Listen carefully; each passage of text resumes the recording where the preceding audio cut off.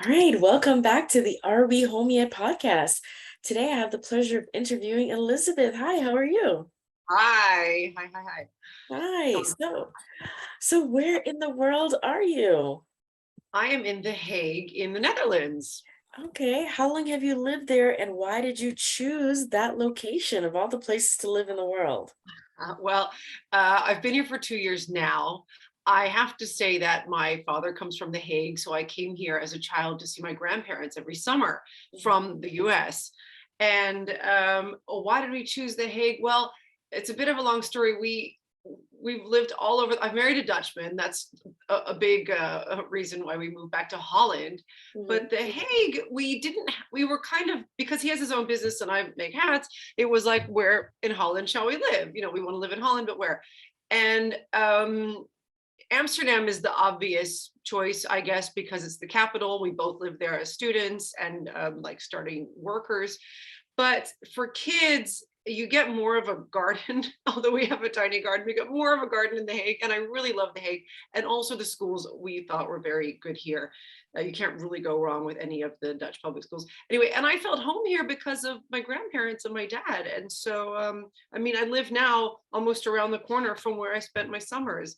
And now I cycle around and I think, oh my God, that looks familiar, looks familiar. And then I realize I've been there with my grandfather before. So I love these sudden moments of realizing that I've been somewhere before and in the city I even live in. So yeah. Wow, nice, nice, nice. Okay. All right, so tell me about like the food, the people, the culture, like what's all that like? Well, my parents are Dutch, so it's not a new culture for me living here. But I didn't grow up here. I was born here, didn't grow up here. I came here for the first time to do a master's degree. So Holland is home, but it's also not. Like I think the Dutch see me as you're Dutch, but not 100%. And in America, I might be American, but not 100%. So Mhm. I'm actually nothing truly 100%. But although when 4th of July comes around, you'll find me in my Stars and Stripes outfit and da, da, da. But then when King's Day comes around, I'm totally in orange and I'm going all the way for King's Day. So I'm diverse, but sorry, I'm It's okay, diverting it's from okay. your I enjoy question, it. I like it. but I do that a lot. So you just gotta get me back on track when I do that. But what was your question? Was the food? Well, Mhm. Dutch food isn't on the world stage like the French food or something. But it's for we just lived in China for 13 years before coming here. Mhm. So getting Western food in China, and then I mean milk, cheese, butter, bread, those are all not Chinese traditional foods to eat and buy. So I'd have to go to a special expat supermarket to buy those things I just mentioned. And then coming here, it's so normal: yogurt, milk, butter, bread. It's like so basic. And it's like, I love it. Like I go to my supermarket and I think, oh, this is so delicious. The bread is so good and the milk is so good. And then it's so funny because the Dutch, they think the supermarket, I've noticed the supermarket things are not good enough. So for the bread, they have to go to the bakery, and for certain things, they go to, like, for the meat. I don't go to the supermarket. I go to the butcher, or I go, not me, but, and I'm like, yo, the supermarket's already paradise for me. So I don't need to go, especially to the fishmongers for the fish. I mean, I live by the seaside, so I find the fish in this area is very to a very high standard. Mhm. That's actually something I was enjoying. Last night I was at a friend's house and she had paling, and that's Dutch eel. That probably sounds gross to a lot of people, but it is so good. It is smoked eel, and it's nowadays it's very pricey, and it's just delicious. So you like buy a tiny little Mhm. sliver, like 100 grams, and it costs I don't know what. And yeah, so no, I'm enjoying the food incredibly. But this is interesting. My kids, who were all three born in China Mhm. and left when they were 11, 9, and 2. So they lived there for a significant chunk of their childhood. Mhm. And they don't want to eat Dutch food at all. And Okay. Indonesia was a Dutch colony, so we eat a lot of Indonesian food here. They don't want that either. It's not like Indonesian food's Asian and you guys lived in China, so you got to like that. No, no, no. It's totally just like within China, there are hundreds of different culinary delights from north to south and specialties. So they particularly love northern Chinese Beijing food. And so we found there's a little mini Chinatown here in The Hague. And when we went there for Oh, dinner, the kids were like at home. It's like their home cooking is hmm. northern Chinese Beijing food that I used to make. We had a helper at home, IE, and she would make us delicious dinners every night. And I was working full time in my hat studio. So yes, that's the food Wow. story. That's Okay. the And they walk into the Asian supermarket here and they go totally nuts. They're like, oh my God, Laogama, the brand Laogama, the spicy sauce. hmm, And then they have all the condiments that we use for dumplings, like the special the vinegar and the special soy sauce and the special really? Oh, that's nice. That's nice. oil. Anyway, Okay. That living in Holland and we're eating Chinese. There we go. Well, it's funny that you mentioned, okay, so when you mentioned Beijing, because I had met you in Beijing and we had met at some women's event, I think it was called Viva, and that's when I saw your hats and I was just like, oh my God, this is amazing. And then I Yeah. ended up buying a hat. And so like, okay, but before Beijing, like where had you been like living before Beijing? Like where were you originally living? Shall I tell you the chronological order? Yeah, Because yeah, if I yeah. go before Beijing, then I have to go, whoa, whoa. So grew up in America, in Atlanta, Georgia, which Okay. is very close to my heart. Yeah, Atlanta. yeah. So love it. I had a fantastic childhood there. I left when I was 13 Mhm. to Berlin, Germany. I had never been to Germany in my life, and then suddenly I lived there. And I went to the John F. Kennedy School, so that shows that was an international American German high school. Mhm. And after 2 years, I was very sad to leave. I loved it there. I moved to Luxembourg. So it's a very small country in Europe. For those that don't know, we would sometimes receive mail saying Luxembourg, Germany. No, Luxembourg is a country. Just Okay. I'm sure all these listeners are very international, so they know that. But Mhm. anyway, Luxembourg, tiny little country in the heart of Europe. It's also known as the green heart of Europe, and I love Luxembourg. I was there for the last 4 years of high school, so I graduated high school in Luxembourg. I was at a school called the European School, so there was different sections. There was like the French section, the Danish section, the Greek section. I was in the British section because English is my first language, as opposed to the Dutch section, which is the European passport I had that meant that I could go to that school. Mhm. So and that's kind of interesting. I went to study in the UK also because of English. And those of you listening are like, oh, you sound American. Well, obviously because I grew up there, but I went to the UK and I did my bachelor's there in London. Mhm. So that's 3 years. And then I decided I wanted to do a master's in the Netherlands. So that's the first time I ever lived in the country where my parents are from, Okay. Holland. So I moved to Amsterdam and I did a master's there. And then I started working really. So I think I was there for 6 years. Okay, And what did you originally do for work? Because now you do something with fashion, with hats. So what did you originally do? well, for starters, I've always been making things with my hands. Like this room probably looks like a huge mess to people, but it's just like everything. My button collection and ribbon collection. I've always been making things like if I wanted to make a dress, I'd take a t-shirt and add a stick piece onto it at the bottom, or make a skirt out of an umbrella. Or I've always been doing this, but I studied communications and I went quite quickly on to work at Reuters, the press agency at the Amsterdam bureau in Amsterdam. And that was a fantastic experience. I Mhm. loved it. But looking back, I wonder if that was what I really should have been doing. Mhm. Although it's never a waste of time. I'm not saying that because obviously you learn so much. And I thought this is not where I should be. I didn't actually want to be a journalist, although I was kind of going that way. And then I thought, I'm going to apply to another job. And I then got a job at ABN AMRO, which is Holland's largest bank. And if there is a creative department at a bank, it would have been the marketing department. So I was there at ABN AMRO for a very short time, actually. Shockingly, I think this is shocking. I was headhunted by a company called Financial Assets. So I was like, here I am. There's actually a hat maker inside of me who's doing financial or working in a financial institution, let's put it that way. And then I was headhunted to work at Fortis Investments in Brussels. And having moved a lot already, I thought, that's great. I'm ready for the next step. I'm going to Brussels, bring it on, right? Then I'd had the whole Benelux. I had done Luxembourg, I had done, Holland. Was like, now Belgium, and I'll do Benelux. Great. So I moved to Brussels. I loved the team I was working with there. It was very international. Like what I did the marketing of Fortis funds for UK and Holland and Ireland. And then there was somebody who did the same thing for Germany, for France, for Spain. It was just a really fun international team, and everyone had their own countries to work with. So I loved working there, and it's a really international place to live. And then I met my husband. I mean, prior to that, and we got married. And then, lo and behold, we are moving to China, to Beijing.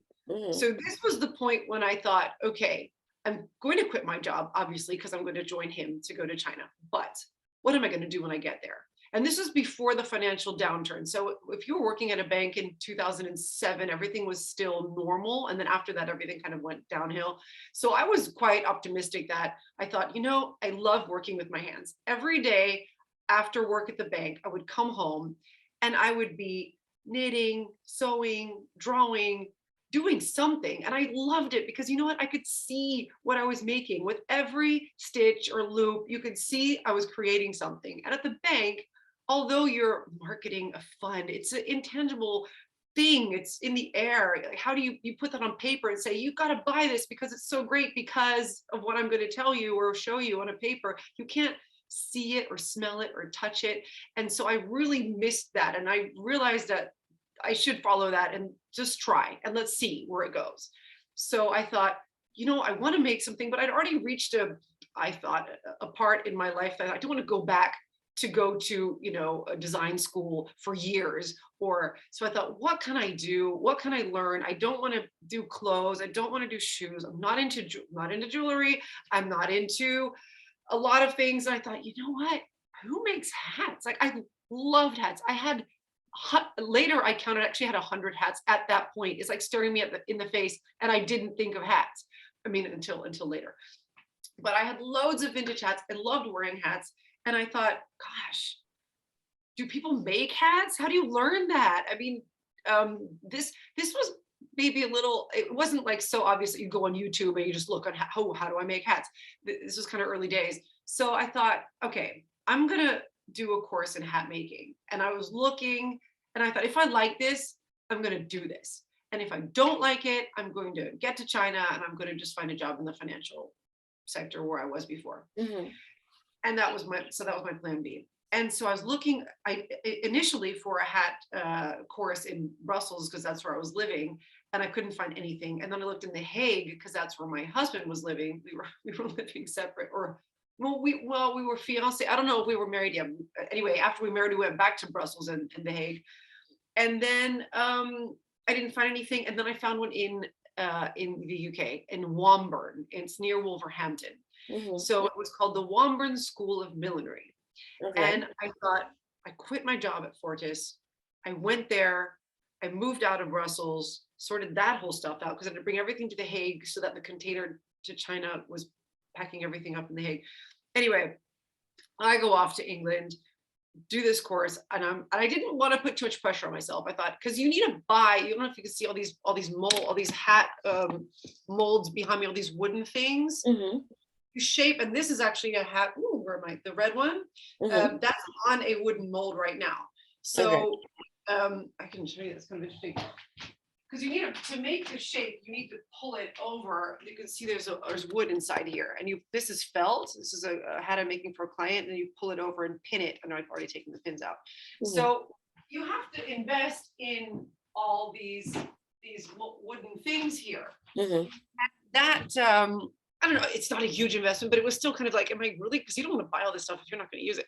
So Mhm. it was a big deal. And I remember thinking, okay, I love this. This is so cool. I'm sewing, I'm making, because you can make hats on molds, but you can, like this one has not been made on a mold. This is just Mhm. totally freeform.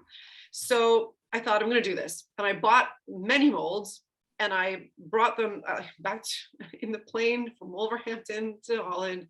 I put them, they just made it into the container to China. And I arrived in China.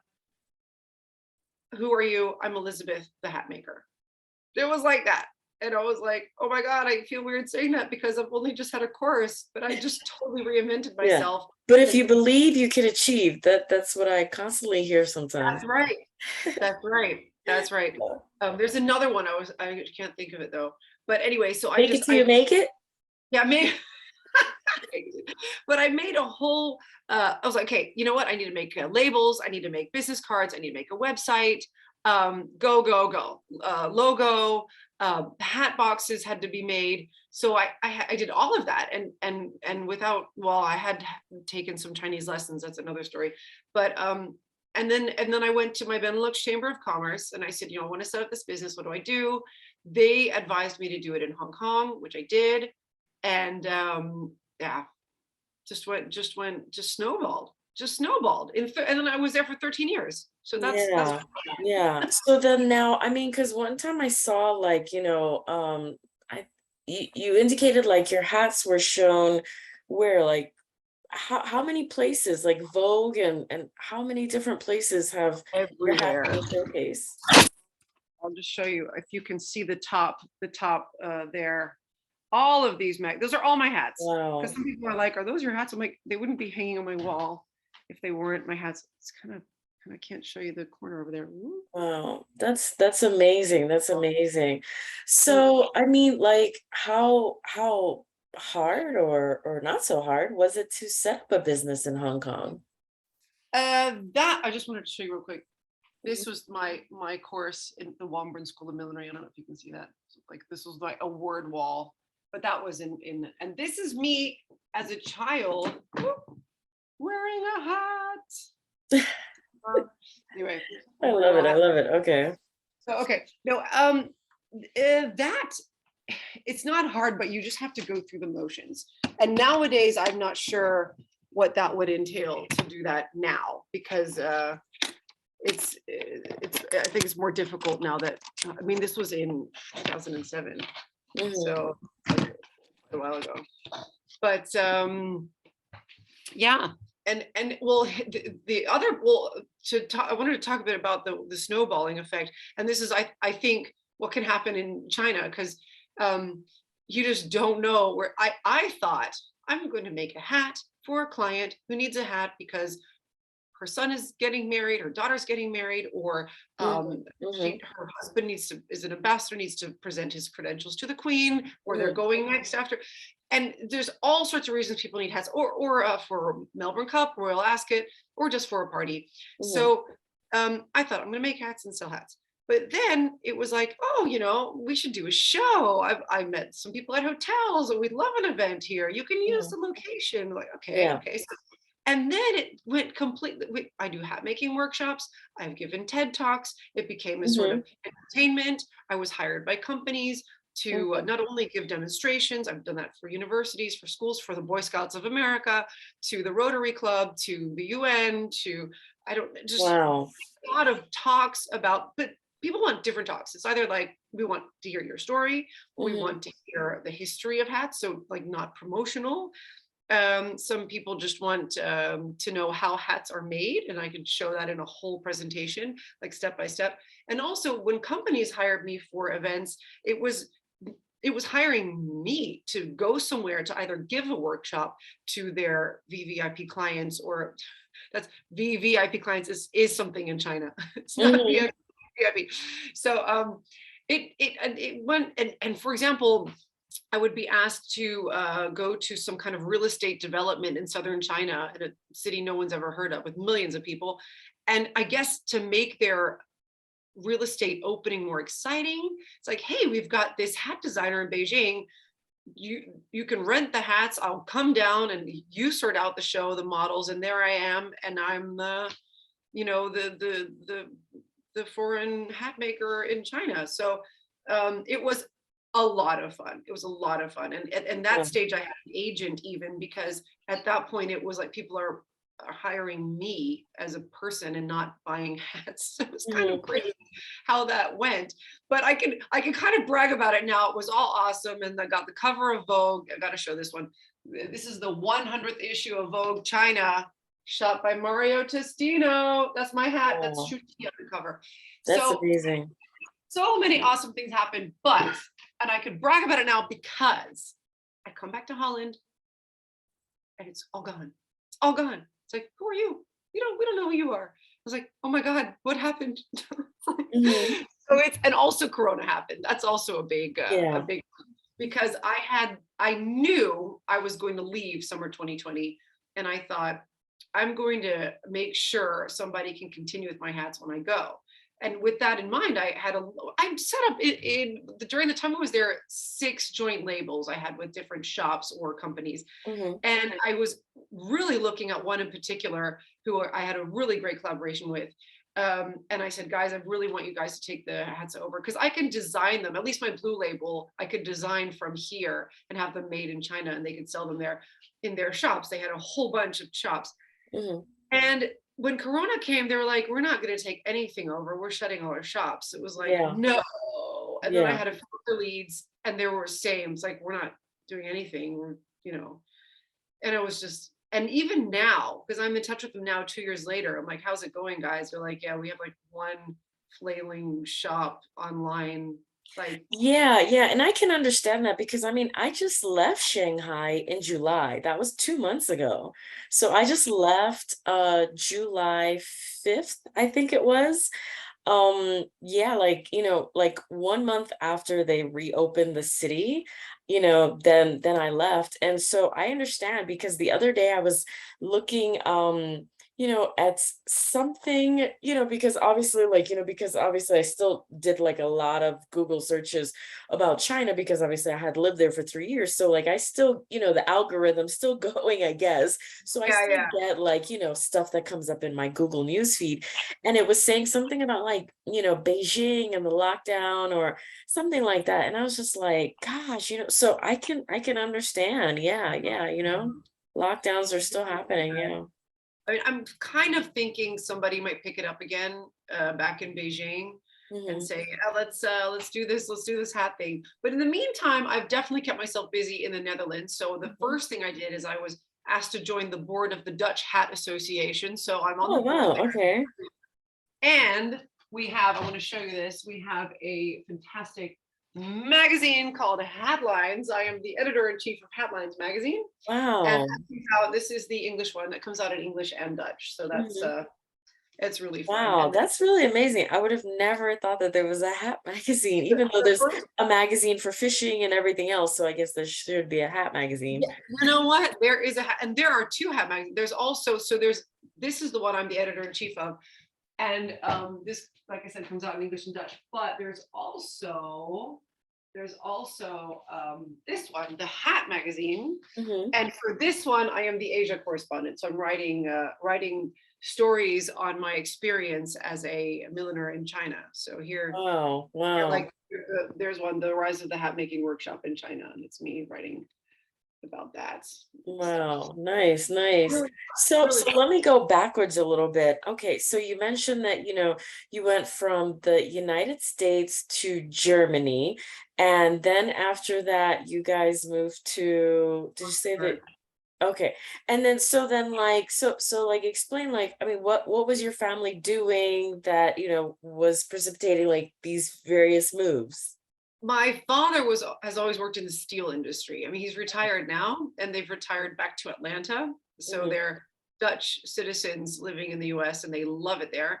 Back in the house I grew up in, actually. But yeah, he was in the steel industry. So I guess, moved for work. Yeah. It's always different.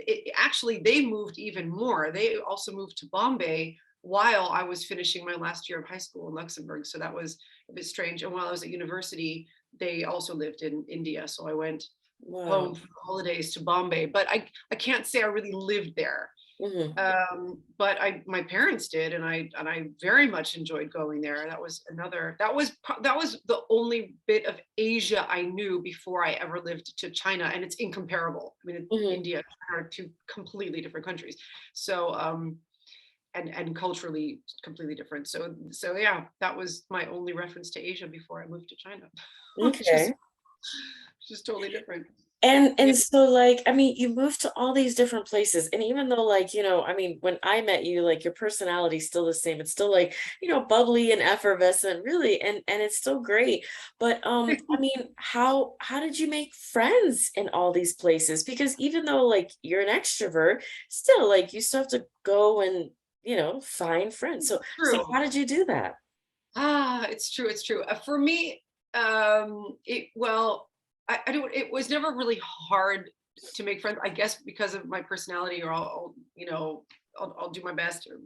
But having moved, you kind of have to also, because when you go, nobody likes being the new kid at school, right? Yeah, yeah, Especially not yeah. in a new country.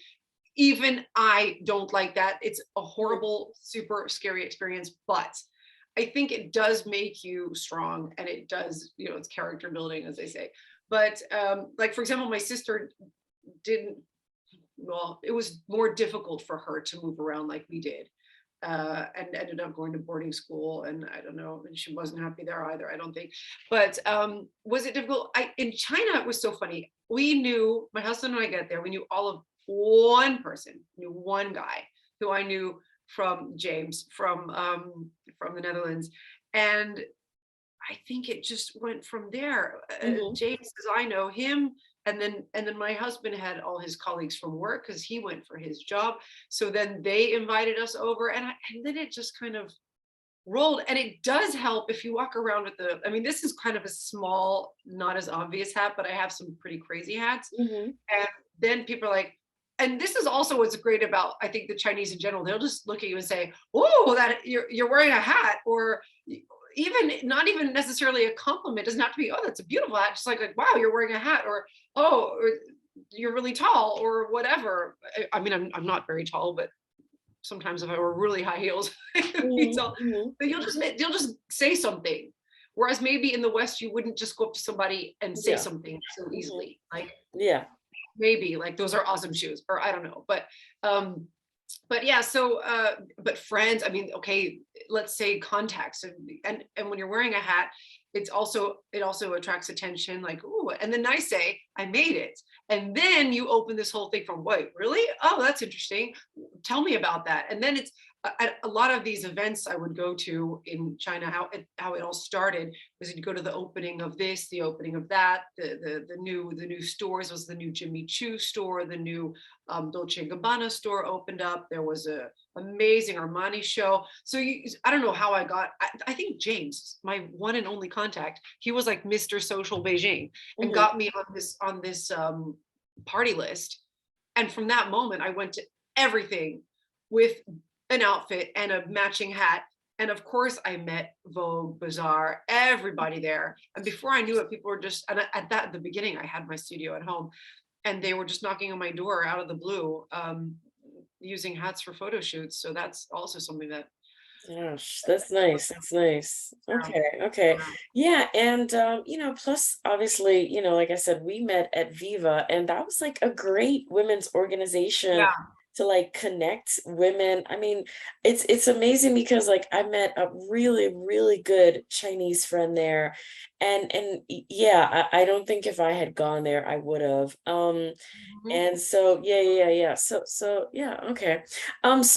So then now you mentioned that, oh well, things have changed and you're not manufacturing, the way that you had hoped or in any yeah. way that you had hoped. So then now what do you do with your time? I mean, I'm sure you still make hats, but like, and you're a mom and a wife, but like what else do you do? Yeah, so I just mentioned I'm on the board of the Dutch Hat Association, so that takes quite a bit of time. And doing the editor-in-chief job for Hatlines is another big one. But what's interesting, and I've noticed this, more and more I got more and more orders. Like the red one I'm making is for a client. Mhm. I've made quite a few hats for clients lately, and also people that just buy the hats that I have here. So I can see that starting. And also I see the workshops taking off again. I mean, I've had a few Mhm. since I came back, but it was in Corona time and amounts of people in your house are restricted. And Mhm. there was one family, it was like a mom and some daughters and their friends. They were like, well, we don't mind, we'll just come and don't tell anybody. So, okay. I Mhm. mean, it wasn't illegal anyway, but so we did a few workshops, but I have 3 big ones in November have already been booked ahead of time, like birthday Wow. parties. So I'm seeing that it's starting a little.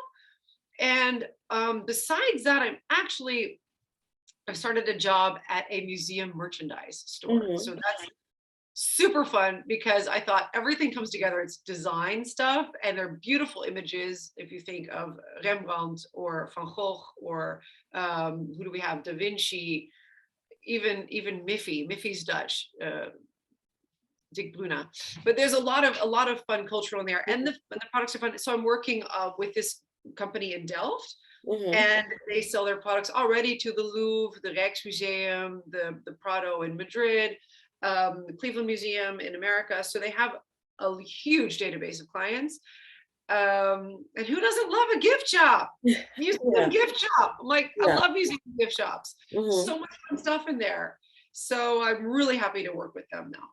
Yeah. So now that you're here or there in the Netherlands, um, like, do you think that that's going to be your forever home now, or Yes. Yes. okay, okay. I know that. I mean, well, I'm I we had in the 13 years we lived in Beijing, we moved 10 times. Not because we wanted to, because you're kicked out of your house a lot in China, or Mhm. they'll double the rent, or there's Yeah. something where in Holland that's like super illegal, you can't do that. But in China, and I don't know if it's because we're foreign or because they can do that to anybody, Mhm. even if a Chinese landlord has Chinese tenants.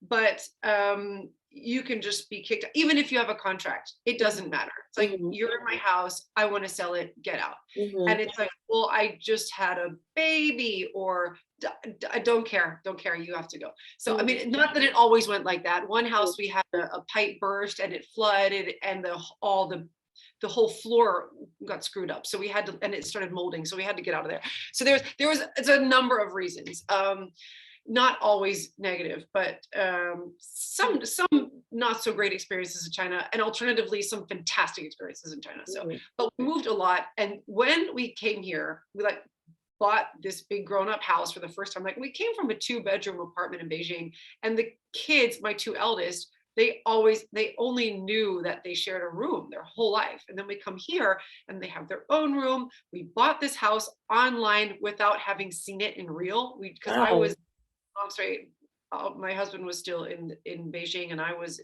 in Florida, and we bought this house, like digi sign everything, and we're like, okay, we got a great house. And I think that contributes to the fact that this is our house. Nobody can kick us out. I feel super at home here. I love our neighborhood. I love The Hague. The schools are great. Everything's worked out. The kids have friends at school. They have their sports activities after school. And I love, this is really interesting. When I moved to Holland, I had this sudden feeling of belonging, which is, crazily enough, I never knew I missed it in China. But when I came here, it's like, wow, you fall into this system. And maybe a lot of people don't like that, like, leave me alone, Dutch government, I don't need you to help me. But it was like, wow, there's all these things for you. Like, I would, for example, I get all these letters. So we moved to Holland. The kids get the equivalent of a social security number. It's called a BSN number, which they never had because they hadn't lived here, even though they're Dutch citizens. You Mhm. get this, then you fall into the healthcare system. And then I got letters, and they were like, oh, we see that you're new. Welcome to the Netherlands. We'd like to know what vaccinations, and this was not to do with COVID, just in general, what vaccinations your children have had, so we know, where they need to go next. No, I was like, okay, great. So I sent them scans, like, hey, we've seen that, this child needs this child needs this. They can just go get it for free over there. And I'm like, for free? What? oh my God. And then I got this letter that was like, for the little one, there's something called like a consultation bureau, which is something that exists in Holland for all children up to the age of 4. And they go there regularly for just to check on their development. And I'm like, you care about the development of my child? You guys are amazing. And it's all free. I mean, we pay high taxes, I get it, but it was like they really also say, how are you as a mom? Are you having any feelings of depression? Are you sad? Ooh. It's like, wow, you do this with everybody? I mean, it was really interesting to experience this, coming with a whole family with 3 kids. And I tell this to Dutch people who complain about how horrible it is in Holland, because a lot of people do tend to complain. I'm like, you do not know how But good you have. complain about what? Like what do they complain? The government doesn't do enough, and we should have more stuff. And I'm like, this is paradise living here. You have so many rights. You hand it to you on a platter. It's like, oh, if for example, if you have if a couple, both of you work, you want, the kids are too young to go to school, they can go to a crèche, so a kind of a daycare. And daycare is extremely expensive, but you only pay the ratio of your earning, of what you earn. So if you earn very little, you pay very little, and if you earn a lot, you pay a lot. So I mean, I'm not saying a lot of people don't like this system, I know, but I'm thinking the fact that this all exists is, when we came to China, the international schools cost a freaking fortune. Guess what? Yes. Diplomat, you get diplomat discount, but the diplomats don't need to pay for it themselves because their employer pays it for them. But if you're a entrepreneur like we were, oh, you don't get the discount because you're not diplomats. I'm like, that makes no sense. Yeah, I remember when I worked there, and I used to think like, gosh, wow, like this is a lot of money people are paying every single month. Wow. And I mean, I taught little ones, from like 3 to 5. And I'm just thinking like, gosh, like they're paying this much when they're 3. Wow. Yeah, it's a lot. It's a lot. And the schools here are basically free. I mean, there's something called a parental contribution, and it's not mandatory. I mean, if you can afford it, you pay it. And of course, I've always paid it, but it's not forced upon you. So if a parent feels like I can't make the contribution, and nobody knows, nobody's gonna be like, oh, they're the ones that didn't pay nobody knows. It's totally private. So I just couldn't believe that I had fallen into this system where I felt like I was being taken care of, like, wow. And I get letters that say, oh, it's now time for your child, or for you to renew your passport, or for your child to get this and this vaccination, and then all this information about why you need it, and what your choices are. And then at the bottom there, it says in like 5 languages, in Arabic, in whatever, if you Chinese, it's like, if you cannot read this, scan this QR code. In China, nothing's in English, not even the visa form, the form to renew your visa, which is, I know. So you hire somebody to do it for you. And then we had to do it every single year again, even though my husband had a company in China. So anyway, I'm not China bashing, but it was just such a difference to come here and think, wow, I'm totally welcomed here. They facilitate everything for you. And I felt like, wow, this feeling of belonging, who would ever want to leave Holland? It's fantastic. Yeah. And I like that when you say the feeling of belonging. So then I'm going to ask you a question that, is kind of like, is very much connected to the feeling of belonging, and that's like home. So like, when you've lived in different places, or when you've lived in China, how do you make a place feel like a home? Like, when you're like, okay, I'm, how when at the end of the evening or whatever, people are like, oh yeah, I'm going home now. So like, how do you make a place feel like a home? I've heard, okay, well, I heard the story that curtains are very important. I don't know if, and I heard that if you take your curtains from one house to another and you have them in that same house, that it feels like home, because those are your curtains. Nice. Came from, but I always did that. So we always had, I mean, until our very last house in China. And this was so bad because they were super, super long. They came out of my house in Amsterdam. where the ceilings were high, but this is the worst story. I used to fold them up and pin them with safety pins so that it, was just on the floor, the right length, because I knew I would have to put them somewhere else later and I would have to adjust the height. So I never sewed it. So Okay. it's that I had this safety pin curtain. And of course the kids would play in it and it would rip and it would the thing was so tattered by the end of our 13 years in China. It was just, and they never left China. We left them there, I'm sorry to say. But I think it really did help, at least for the kids, that they saw those curtains all the time. But furniture, I mean, not everyone can travel with a container furniture. I get that.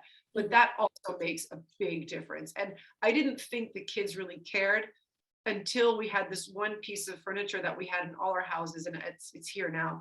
But I remember thinking maybe we should, get rid of that or sell it or something. And then the kids, it's an antique piece of Dutch wooden furniture, like a little closet.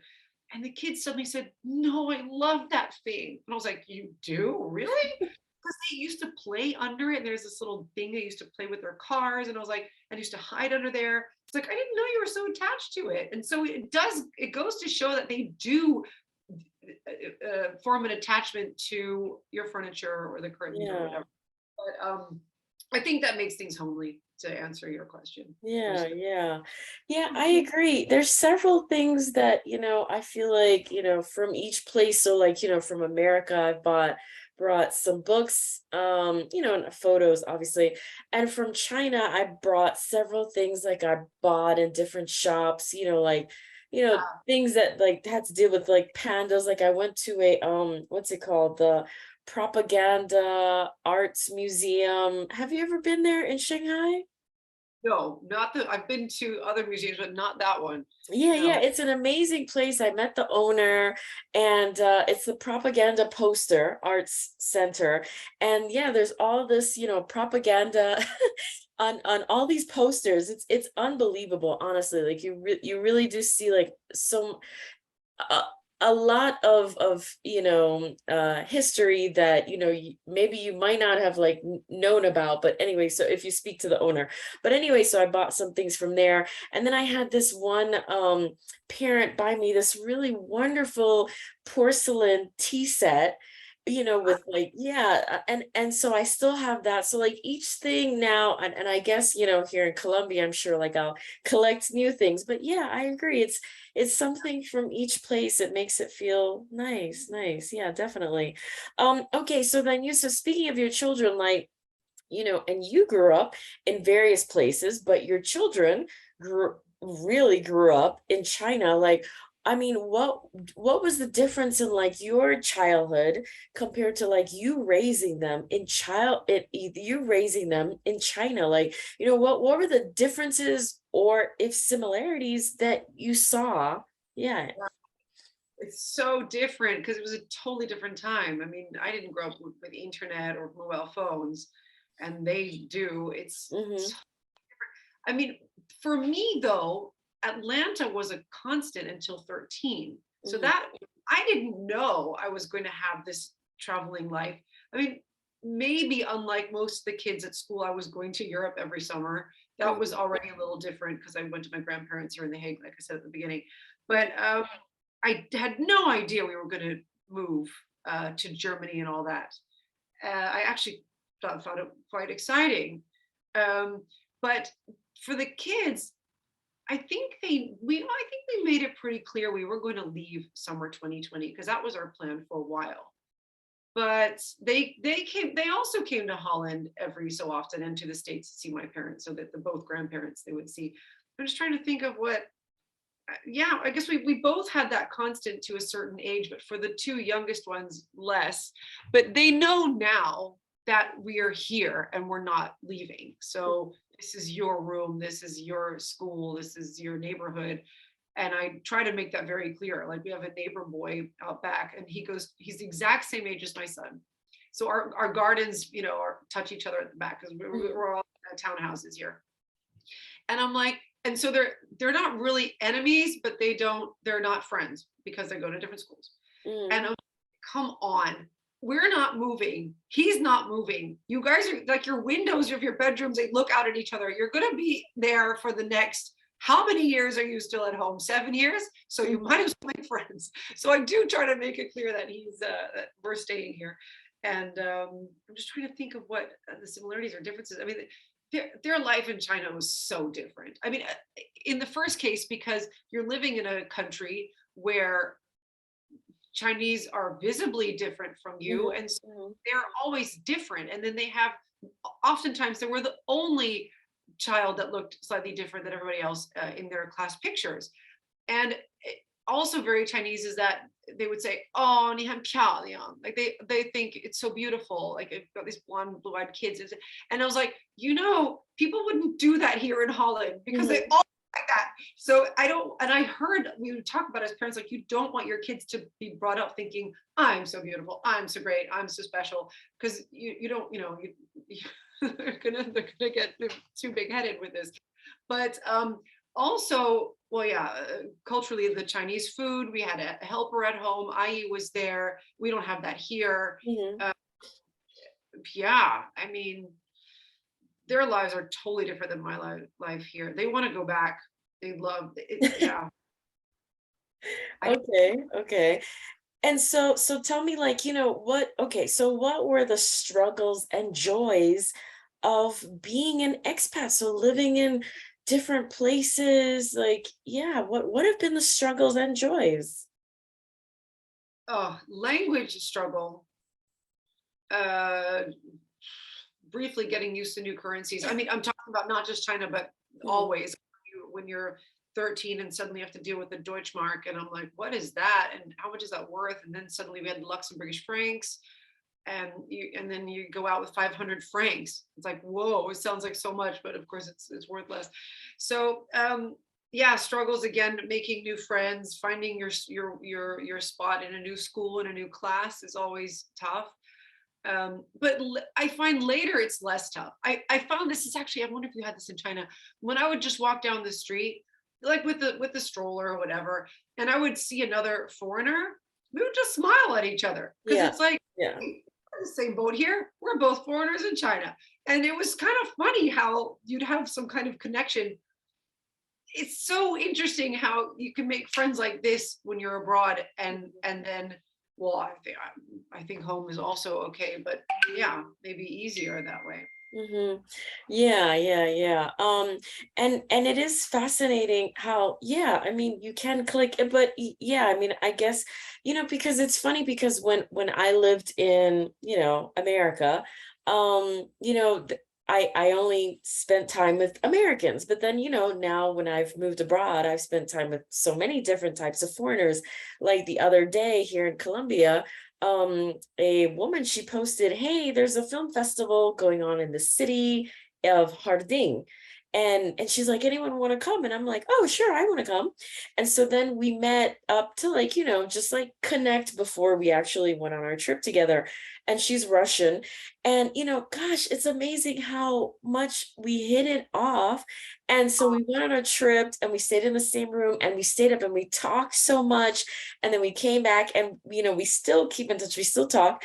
And it was just so amazing because, I mean, believe it or not, I had not had any Russian friends. So it was just like, gosh, it's amazing when you live abroad and then, like, you meet another foreigner and it's like, "Oh my God, hello." And then you realize, like, how much, like, of a connection you make. It is amazing. Yeah. That is really fun. That's a big Yeah. work. Yeah. So then I'll ask you one last question. So now that you've finally, you have this house and it's gonna be your home, but you've made homes in other places. What's your definition of home? Yeah, what is my definition of home? Oh, it's tough. I- It's hard. Like if you're traveling around alone, I don't even know how to answer that. But if I wanted to say home is where your family is, and in my case, I mean my husband, my kids. Before that, it would have been where my parents. Mm-hmm. That maybe was home, Atlanta. But but when they're living in Bombay, I wouldn't say Bombay is my home. I don't know. That's a really tough question. What is my definition of home? Oh, this is a difficult one. yeah, where I guess it is where your stuff is, but that sounds so material. It's okay. What is it to you? It's okay. It's okay. All my stuff is there, so that's where I'm home. It used to definitely just be where my family is. Like yeah, where the kids and my husband are. And if they're in a wherever, that's where home is, I guess. Yeah. Okay, okay. And actually, now that I was thinking of something, now I want to ask you like even one more question about your hats. So like how do you price your hats? I wonder because I mean there's so much work that goes into it. So like how do you price it? Well, I have two labels, so that's a whole different. Like I have a label that I design. I don't make it, and everyone can see that because I have one here, and it's blue. The label is blue, and it's called my blue label, and my name's in there. So I have probably 50 of these have been made to my design, and so those have a lower price point. Mhm, And I can, oh, I don't know in dollars. They're between 65 and 115 euros. mhm. So that's the same in dollars. And they all come with a hat box. And so that's all the blue labels. And I've got lots of fun blue labels. Like this is also a nice blue label. It's all cinema, and there's a blue label inside. They're all on hairbands, fascinators. Mhm. But then you have hats like this, which is pink label, or the tailor-made hat I'm making right there. This one you can see as different. It has a pink label inside, Mhm. and it has my name, and this is so 100% handmade by me. Yeah, you have to look at a lot of things. You have to look at the time it takes to make it, the materials that you're going to use for it, and also like this one I just made because I wanted to make it. But if you're making a hat for a client, sometimes sometimes the client wants to change things when you're in the middle of making it, so it takes Mm.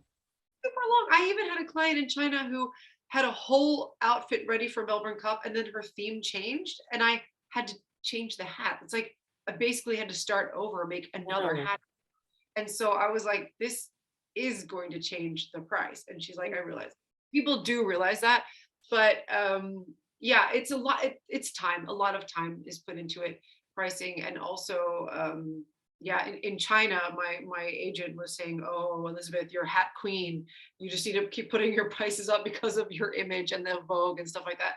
But yeah, you just Mhm. look at the materials really. This is made in Switzerland, this stuff. So it's all, and I would import that to China. So all that counts. Wow, wow. Okay. All right. And so now if anyone watching this wants to like purchase a hat, how do they do that? Ah, okay. Well, go to my website, I would say, and What's look your at what website? What's your website? website is www.elizabethkoch.co. And the Elizabeth is with an S, Okay. not as N. So then Elizabeth Koch, KOCH.co.